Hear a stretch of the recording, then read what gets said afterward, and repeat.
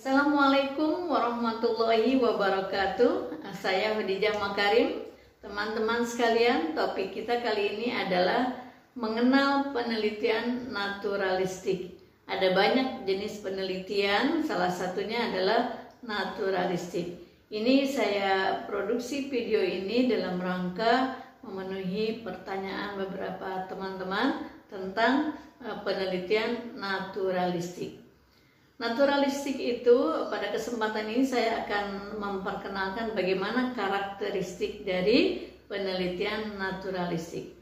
Karakteristik yang pertama adalah penelitian naturalistik itu adalah penelitian yang digunakan untuk kondisi objektif alamiah. Itu karakteristik yang pertama sesuai dengan namanya. Kemudian yang kedua, penelitian naturalistik adalah kaitan dengan penelitinya, yaitu peneliti sebagai instrumen utama.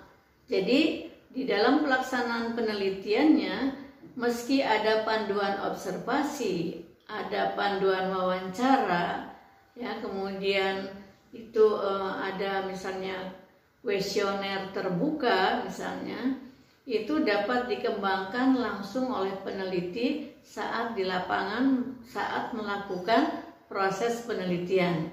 Jadi di mana ditemukan ketidaksesuaian dengan panduan wawancara, dengan panduan observasi, maka peneliti yang disebut sebagai instrumen utama bisa segera melaksanakan perubahannya di situ juga.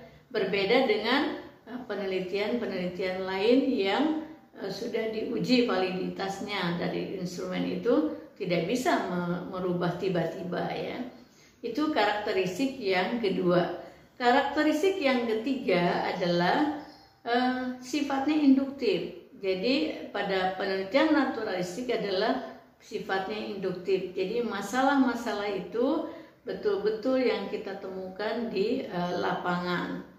Kemudian karena peneliti itu tadi sebagai instrumen utama, maka karakteristik yang keempat adalah pendekatannya kualitatif.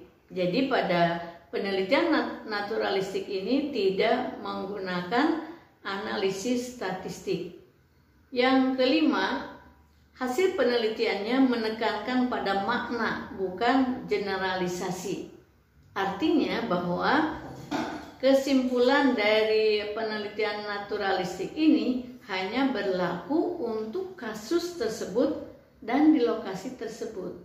Tidak bisa kita gunakan untuk mengambil kesimpulan digeneralisasikan untuk kondisi lain dan di tempat lain.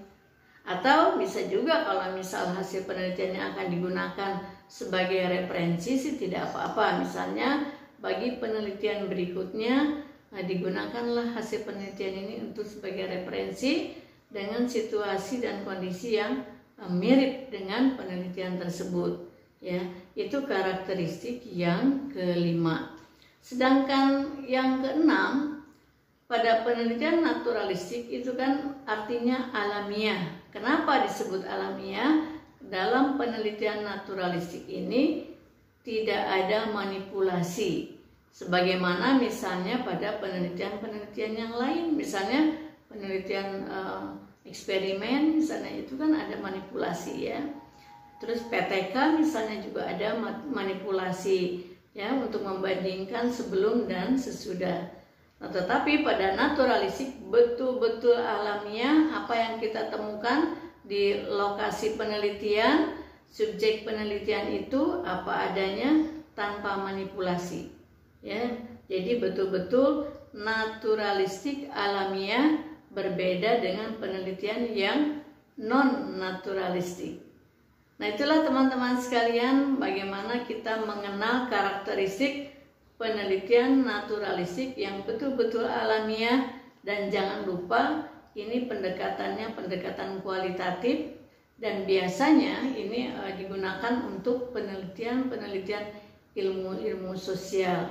Nah, yang paling sering menggunakan penelitian naturalistik itu biasanya adalah penelitian psikologi, kesehatan mental, komunikasi, dan lain-lain. Nah, itu baik teman-teman sekalian, ini sekedar mengenal Mudah-mudahan kamu dapat memperdalam lebih jauh lagi dan bisa menggunakan penelitian jenis ini untuk mengambil judul dalam rangka menulis skripsi. Terima kasih, jangan lupa subscribe, like, dan komen. Assalamualaikum warahmatullahi wabarakatuh.